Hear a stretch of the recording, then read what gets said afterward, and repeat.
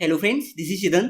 News ये है, recently India की इकोनॉमी सर्वे में ये कहा गया है कि चीन से मुकाबला करना उतना भी आसान नहीं है जैसा हम सोचते हैं। हम भले ही जीडीपी के मामले में पांचवी बड़ी अर्थव्यवस्था है, हम भले ही सबसे तेज विकसित होने वाले G20 देश है, भले ही हमारी ग्रोथ रेट चीन से ज्यादा है, लेकिन सच ये है कि आज भी हमारी इकोनॉमी चीन से बहुत पीछे है।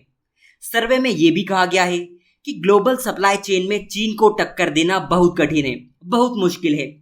चीन के सामानों पर प्रतिबंध लगाकर हम चीन को नहीं रोक सकते, हमें दूसरे विकल्पों पर भी ध्यान लगाना होगा।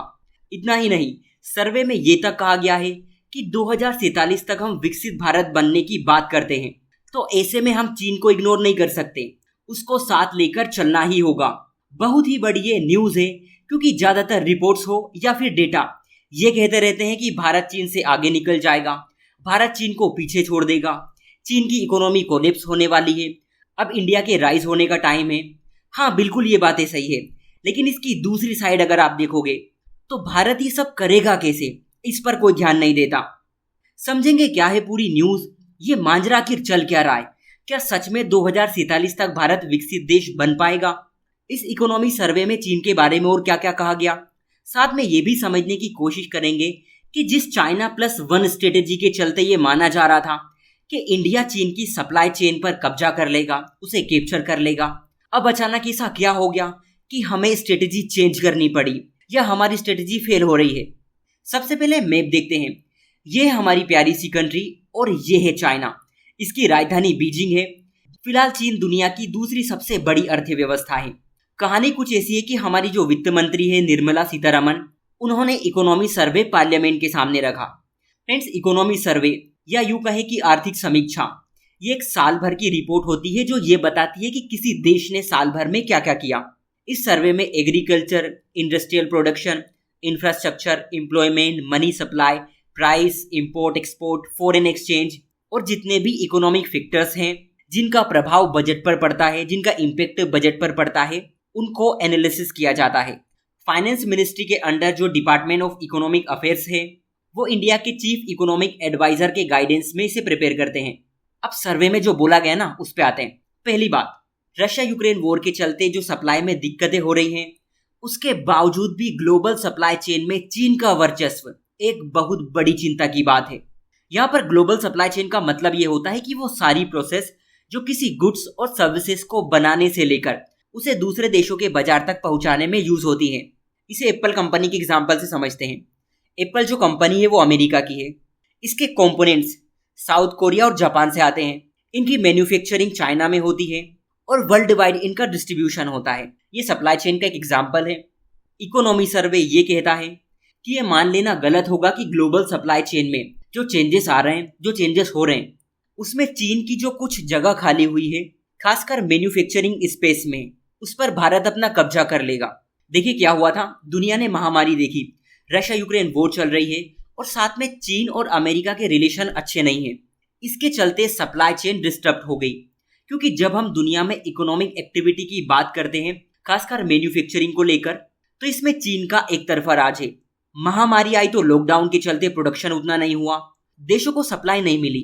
रशिया यूक्रेन वॉर और चीन के अमेरिका के साथ बुरे रिश्तों के चक्कर में बहुत सारी वेस्टर्न कंपनीज ने चीन को टाटा बाय बाय कह दिया और ये कंपनियां किसी दूसरे देश की तलाश में थी कि हमने चीन से अपने सामान समेट लिए हैं और दूसरे देशों में डेरा डालेंगे। और आपने देखा होगा कि भारत सीना तान के खड़ा हो गया। इवन हमारे प्रधानमंत्री ने पूरी दुनिया से कहा कि आप भारत में इन्वेस्ट कीजिए। उस वक्त हम ये सोच रहे थे कि चीन से जो कंपनियां अपने सामान समेट रही हैं, वो शायद अब भारत में इन्वेस्ट करेगी, उनकी एक्टिविटी चीन की जगह इंडिया में होगी, लेकिन ऐसा अभी तक नहीं हुआ। हमारी सारी उम्मीदें धरी की धरी रह गई और इसीलिए इकोनॉमिक सर्वे ने क्लियर कह दिया है कि इस गलतफहमी में मत रहना कि चीन के मैन्युफैक्चरिंग स्पेस पर इंडिया कब्जा कर लेगा।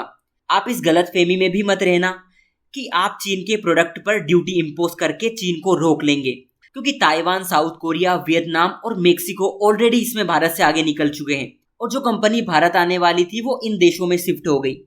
ऐसा नहीं है कि भारत को कोई फायदा नहीं मिला, भारत ने इसके लिए 2 बड़े कदम उठाए थे। बिजनेस कॉस्ट को कम करने पर जोर दिया गया था और विदेशी निवेश को सुविधाजनक बनाने पर काम किया गया था। हमारी PLI योजना इसकी एक एग्जाम्पल है।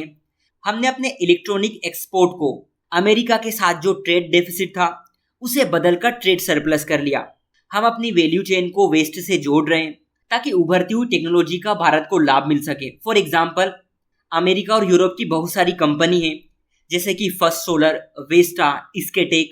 इन्होंने ग्रीन टेक्नोलॉजी में इन्वेस्टमेंट के लिए भारत में अपने ऑपरेशन चलाए, लेकिन फिर भी भारत को उतना फायदा नहीं हुआ जितना होना चाहिए था। यहाँ पर हमें एक बात और समझनी होगी कि जब भी विकसित भारत की बात करते हैं तो उसमें हम बार बार चाइना प्लस वन स्ट्रेटेजी को बीच में लाते हैं।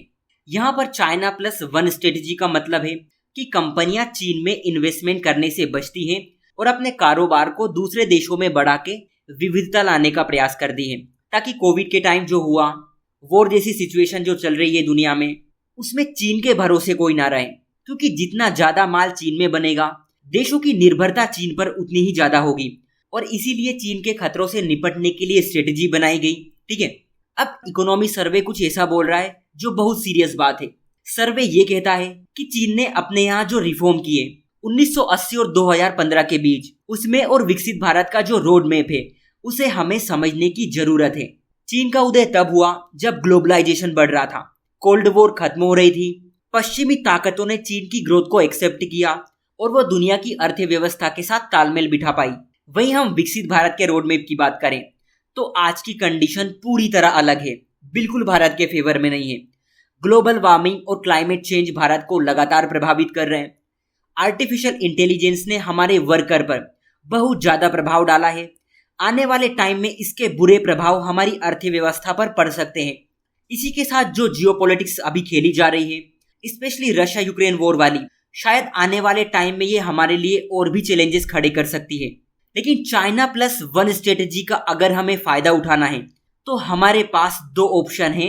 इकोनॉमी सर्वे में ये कहा गया है, पहला, या तो भारत चीन की सप्लाई चेन में अपने आप को इंटीग्रेट करे, यानी हम चाइना की चेन से जुड़ जाएं, या फिर हम चीनी निवेश भारत में होने दें। लगा ना आपको झटका? चीन हमारा दुश्मन है, हम उससे कैसे हाथ मिला सकते हैं? और मजे की बात बताता हूं आपको, सर्वे ये कहता है कि चीनी निवेश अगर भारत में आता है तो ये ज्यादा फायदेमंद है। ऐसा इसलिए क्योंकि हम चाइना से बहुत ज्यादा इंपोर्ट करते हैं, हमारा ट्रेड डेफिसिट चीन के साथ बहुत ज्यादा है। दूसरी तरफ आप देखोगे कि अमेरिका और यूरोप चीन से दूर हो रहे हैं, चीन की कंपनियों को अपने यहाँ आने नहीं दे रहे। ऐसे में अगर चीन की कंपनियां भारत में इन्वेस्टमेंट करेगी और जो सामान हम चीन से मंगवाते हैं वो भारत में ही बनाएगी, तो हम ना सिर्फ उनका निर्यात कर पाएंगे बल्कि चीन से हमारा आयात भी कम होगा और ट्रेड डेफिसिट भी, है ना, व्यापार घाटा भी कम होगा। ब्राजील और तुर्की ने ऐसा किया था और इन देशों को इसमें सफलता मिली। मतलब इनका सीधा सा ये कहना है कि चीन से कहो कि वो भारत में इन्वेस्टमेंट करे, उनकी कंपनियां भारत में लगेगी, चीन की कंपनी भारत में अपने प्रोडक्ट बनाएगी, हमारा चीन से आयात कम होगा और ऐसा करके हम चीन के साथ अपना व्यापार घाटा कम कर पाएंगे और ग्लोबल सप्लाई चेन में हमारी हिस्सेदारी बढ़ जाएगी। यहाँ पर आइडिया बिल्कुल सही है, लेकिन सवाल ये है कि क्या भारत की राष्ट्रीय सुरक्षा को ताक पर रख दिया जाए? सवाल यह है कि क्या हम एक ऐसे देश को अपने यहाँ इन्वाइट करें जो बहुत सारे देशों को बर्बाद कर चुका है? सवाल यह है कि आपको क्या लगता है, एक विस्तारवादी देश भारत में सच में व्यापार करेगा, सच में बिजनेस करेगा, या फिर उसकी मंशा कुछ और होगी? सोचने वाली बात यह भी है कि क्या सच में चीन ऐसा करेगा? क्या वो सच में भारत की ग्रोथ को होते देखेगा? क्योंकि हमारे यहाँ आतंकवाद को बढ़ावा देने में चीन कोई कसर नहीं छोड़ता। हमारी बॉर्डर पर क्या हो रहा है हम उसे कैसे भूल सकते हैं? हम अंतर्राष्ट्रीय स्तर पर चीन को अलग थलग कर रहे हैं, उसका क्या होगा? आप दुनिया को क्या जवाब दोगे? मैं जानता हूं ये सिर्फ रिकमेंडेशंस हैं, लेकिन सोचो अगर ये सच में हुआ तो क्या होगा? देखना दिलचस्प होगा कि आगे क्या होता है। सो आज के लिए इतना ही। Thank you.